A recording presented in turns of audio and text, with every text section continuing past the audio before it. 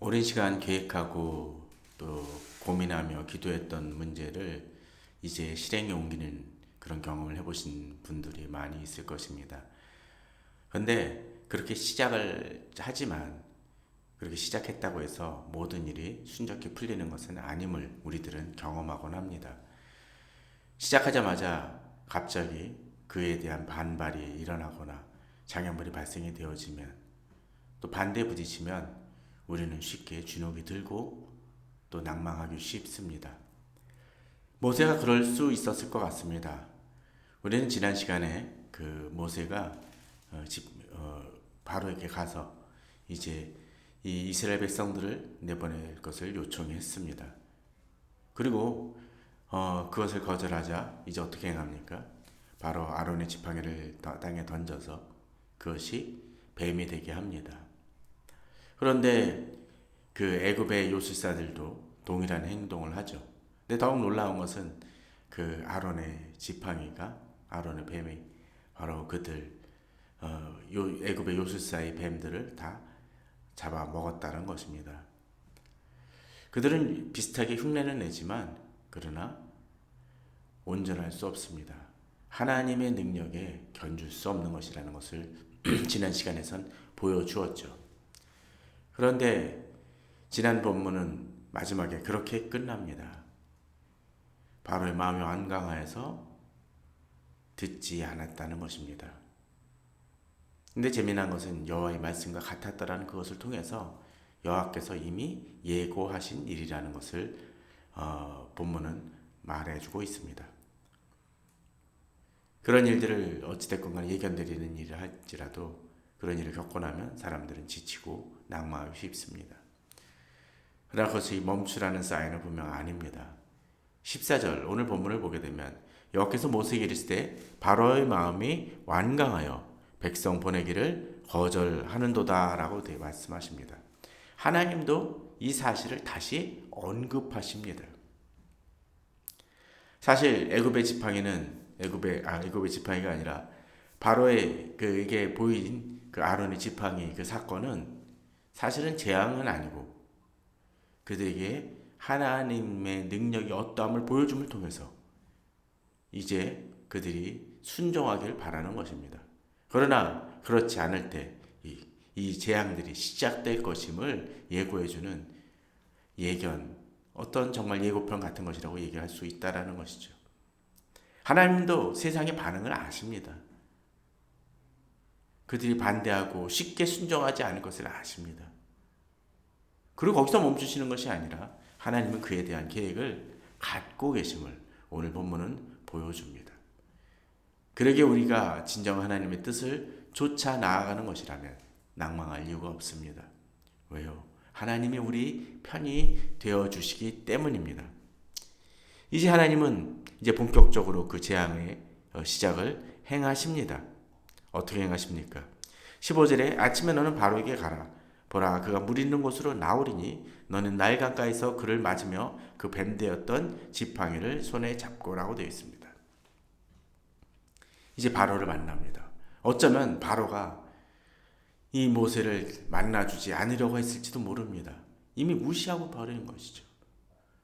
사실 아론의 지팡이가 뱀이 되어지고 또 그 뱀이 자신들의 애굽의 요술사의 뱀을 삼켰다고 해서 바로에게 문제되는 것은 아무것도 없습니다. 손해될 것도 없습니다. 오히려 손해된다면 그저 그 애굽의 요술사들이 자기 지팡이를 잃어버렸으니까 새로 만드느라 돈이 들긴 하겠죠. 그러나 바로에게는 아무 지장이 없습니다. 하나님이 우리들에게 경고하실 때 그럴 때가 있습니다. 경고로 그칠 때 우리는 깨달아야 됩니다.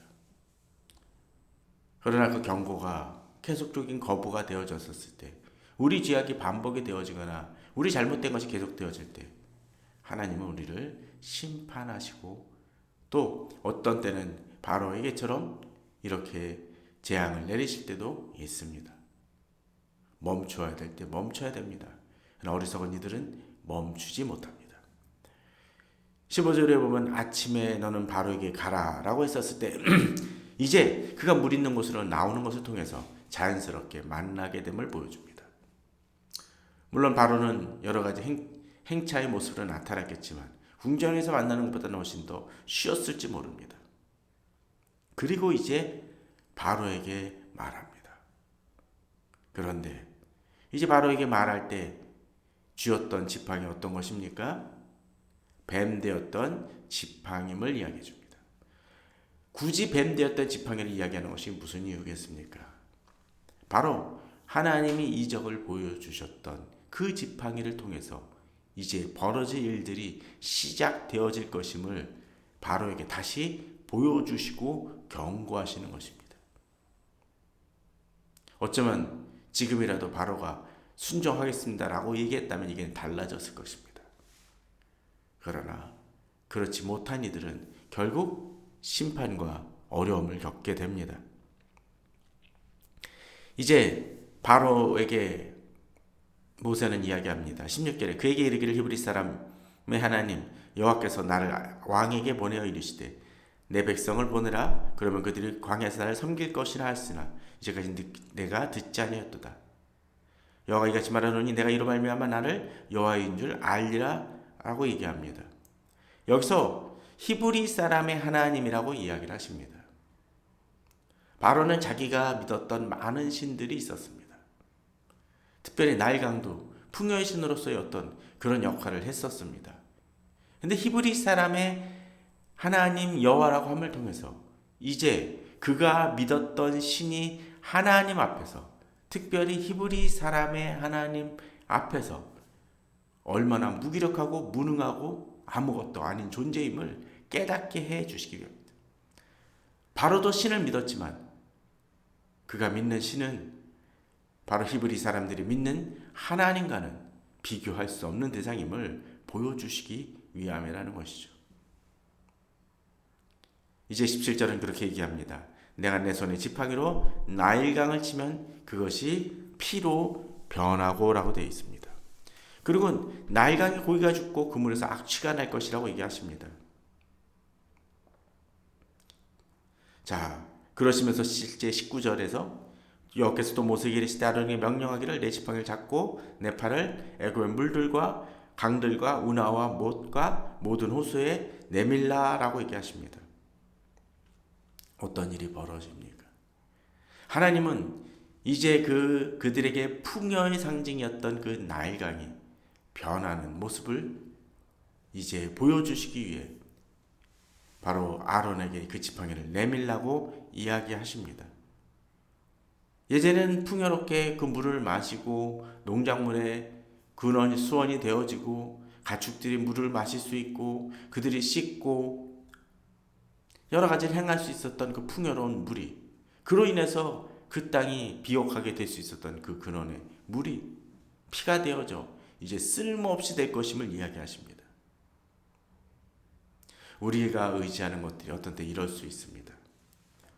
우리 어떤 때 하나님보다 더 의지하는 것들이 있을 수 있습니다. 돈에 관한 것들, 또는 아파트에 관한 것들, 여러 가지 것들이 우리들에게 우리 삶의 기반이 되어지고 우리들을 지키는 것이라고 믿고 의지할 수 있습니다. 신앙에 대한 얘기를 하더라 할지라도 이것만큼은 하나님이 아니라 내 노력으로 지금 이것은 안정된 것이기에 하나님의 건드리시지 않는 영역이라고, 고정된 영역, 흔들리지 않고 견고한 것이라고 믿고 의지할 때가 있습니다. 그런데 그것이 어떻게 됩니까? 이제 풍요로웠던 것이 이제는 무기력해지고 아무 쓸모없는 것으로 바뀌어질 것이라고 하나님은 경고하십니다. 애굽의 물들, 강들, 운하, 못, 모든 호수라는 것을 통해서 그 모든 물들이 변할 것이라고 얘기하십니다. 그런데 본문은 아론의 지팡이를 내밀 때 모든 호수에 내미는 것으로서 그 호수들만 그치는 것이 아니라 본문을 보면 온 땅과 나무 그릇과 돌 그릇 안에 모두 피가 있을 것이라고 얘기하면서 그저 한 구역, 그냥 그런 것만이 아니라 모든 전체가 변할 것이라고 얘기하십니다. 우리가 이렇게 살다가 보면 가끔씩 뭐 단독주택이든 아파트에서 그런 얘기들 나오죠. 물탱크 공사를 하니, 아니면 뭐 무슨 수도원에 대한 공사를 하니 뭐 1시간 정도, 뭐 2시간 정도 단수가 될 것이라고 얘기할 때가 있습니다. 요새는 좀 그런 일이 좀 드물긴 하지만 예전에 그런 일이 참 잦았습니다. 그럼 어떻게 해야 하나요? 커다란 그 들통 같은 데다가 물을 받습니다. 이 물을 마실 수 있는 그런 어떤 것은 따로 담아두고 또 막물로 쓸 수 있는 것은 뭐 욕조 같은 데나 커다란 들통 같은 데다가 해서 담아 놓습니다. 뭐 빨래라든지 화장실을 사용할 수 있게요. 그런데 이들에게 있어서 나무그릇, 돌그릇에도 피가 된다는 얘기는 어디에도 그것을 해결할 수 있는 방법이 없음을 보여준다는 것입니다. 우리가 믿지만, 우리가 믿고 의지하지만 그 모든 것들이 쓸모없게 될 때가 있다라는 것이죠. 지금 코로나 속에서도 어떤 분들은 그렇지 않습니까? 코로나 직전에 바로 막 여러 가지 개업 준비를 했다가 어려움을 겪는 분들도 있습니다. 어떤 분들은 IMF 때 돈을 잔뜩 그 은행에 넣어뒀다가 그 은행이 파산이 되어지고 또 그 은행이 어려움에 처해가지고 돈이 묶였던 케이스도 있었습니다. 저도 직장 다닐 때 그런 경험을 했습니다. 많은 돈은 아니지만 묶여가지고 몇 개월 동안 돈을 찾을 수 없을 때도 있습니다. 내가 언제든지 쓸 수 있는 돈이라고 생각이 되어지는데 그것이 무기력해집니다. 제가 아는 어떤 분도 회사 우리 사주로 받았던 돈이 또 그리고 대출을 해서 주식을 더 구입했었지만 그것이 갑자기 하락하고 어려워짐을 통해서 예전에는 내 자원과 내 수익이라고 생각되어졌던 것이 빚이 되어지고 나를 괴롭히는 발목을 잡는 것이 되어버린 분을 만난 적이 있습니다. 우리가 믿었던 것이 무엇인지를 봐야 됩니다. 하나님보다 더 의지한 것들이 있다면 그것이 언제든 나를 힘들게 할 수 있다는 것이죠. 18절에 보면 나일강에 고기가 죽고 그 물에서 악취가 나린 애굽 사람들이 그 강물 마시기를 싫어하리라 하라. 예전엔 풍요였고 내게 도움을 주고 도저히 끊을래야 끊을 수 없었던 것이 이제는 내게 해가 되어지고 싫어함이 되어지고 혐오의 대상이 되어짐을 보여줍니다. 우리들에게 그런 일이 있을 수 있습니다. 우리가 깨닫지 못하고 하나님보다 그러한 것들을 더 의지하고 하나님을 떠나 행동한다면 우리들의 삶이 그럴 수 있습니다. 실제로 모세와 아론이 그렇게 행하자 그렇게 변하고 맙니다. 그런데 재미난 것은 22절에 애굽 요술사들도 자기들의 요술로 그와 같이 행하였다라고 되어 있습니다.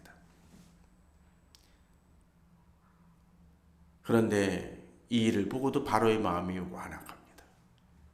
세상은 이렇게 좀 따라할 수도 있을 수 있습니다. 하나님이 경고하신 그 일대로 또 재앙을 내리시는 대로 하나님 행하신 이적대로 쫓아 행할 때가 있습니다. 그런데 본문의 앞뒤 문맥을 좀 더 생각을 해본다면 애굽의 요술사들이 자기들의 요술로 그와 같이 행하는 비슷한 행위를 보이긴 하지만 그것이 실제적으로 일어났는지 어떤 편법을 사용했는지 그건 잘 모르지만 그러나 그렇게 행했다고 해서 정말 그들이 이제 그 피가 되었던 것을 원위치 시킬 수 있었을까요? 없었을 것입니다. 그 뒤에 이어지는 구절을 보게 되면 그들이 하나님 행하신 일들에 대해서 돌이킬 수 있는 방법이 없었을 것임을 분명히 보여줍니다. 인간 한계가 그렇습니다. 하나님을 따라하는 것 같지만 그것이 하나님의 일을 이루는 데는 하나님의 일을 방해하는 데는 어떤 해결책이나 그들은 도저히 이뤄낼 수 행할 수 없음을 본문은 보여줍니다. 그런데 이렇게 그들이 의지했던 것들이 무너진다면 그 마음을 돌이킬 필요가 있습니다. 그러나 22절에서 바로는 불행하게도 완악하여 그 말을 듣지 아니했다라고 되어 있습니다. 한 번쯤 경고를 들었을 때 돌이키면 좋은데 그렇지 못한 이들이 있습니다. 그렇지 못할 때 우리들은 넘어지고 실패합니다. 우리가 10가지 재앙이라는 이 시리즈로 말씀을 대하는 것은 바로 바로가 첫 번째 재앙에서 돌이키지 않았기 때문입니다. 한 가지 재앙, 아니 2가지 재앙 정도, 아니 100번 양보해서 9가지 재앙으로 그쳤다라면 바로는 좀 더 최고의 불행을 겪지 아니하고 또 군대를 모두 잃어버리는 그런 일을 경험하진 않았을 것입니다. 그러나 인간의 완악함은 계속적으로 패착을 두게 만들곤 합니다. 하나님은 이러한 일들을 어떻게 행하십니까? 특별히 그들의 눈앞에서 행했다고 되어 있습니다. 바로와 그의 신하의 목전에서죠. 하나님은 이들이 완악함으로 인해서 이 일을 행하시면서 바로 이들이 보다 본격적으로 깨닫게 하기 위해서 바로가 물가로 나와왔을 때 그의 눈앞에서 이 일이 벌어지게 만드십니다. 하나님이 그러실 때가 있습니다. 내가 의지했던 것이 나의 눈앞에서 아무것도 아니고 오히려 내게 해가 되는 것으로서 변하게 하는 일들을 보게 하실 수 있습니다. 그러나 그러한 것을 보고도 깨닫지 못하는 우리의 완악함이 있을 수 있습니다. 그럴 때 우리에게 계속적인 어려움은 반복될 수 있다라는 것이죠. 그런데 이러한 일들이 벌어질 때, 이런 국가적인 재앙과 환경적인 어려움이 발생되어질 때 어쩌면 가장 많은 피해를 보는 것은 지금 코로나를 통해서도 우리가 경험을 하지만 돈 많은 이들이 아니라 돈 없고 힘없는 이들이 더 고통을 받게 되는 것을 우리는 자주 목도합니다. 최근에 모 재벌이 상속세를 많이 낸다고 해서 막 여러 신문들이 걱정을 하고 경영단지에서 얘기도 합니다. 그런데 정말로 그에게 있어서는 많은 것 중에서 많은 것을 내는 것에 지나지 않을지 모르지만 물론 버거운 일이겠지만 그러나 오히려 힘없고 돈 없고 생계를 걱정하는 이들에게 있어서는 작은 일들로 인해서 고통받는 것이 더 많습니다. 사실 우리는 어쩌면 아니라 당연히 정말로 고통받고 있는 이들에 대해서 더 집중할 필요가 있습니다. 신문들은 사실은 그러해야겠죠. 그러나 그렇지 못한 모습을 우리는 봅니다. 오늘 본문 속에서 그런 본문이 등장을 합니다. 23절에 바로가 돌이켜 궁으로 들어가고 그 일에 관심을 가지지도 아니하였고라고 되어 있습니다. 그의 눈앞에서 풍요로웠던 그 나일강물이 변하여 피가 되는 일들이 벌어졌음에도 불구하고 바로는 돌이켜 궁으로 들어가고 관심을 갖지 않았다고 되어 있습니다.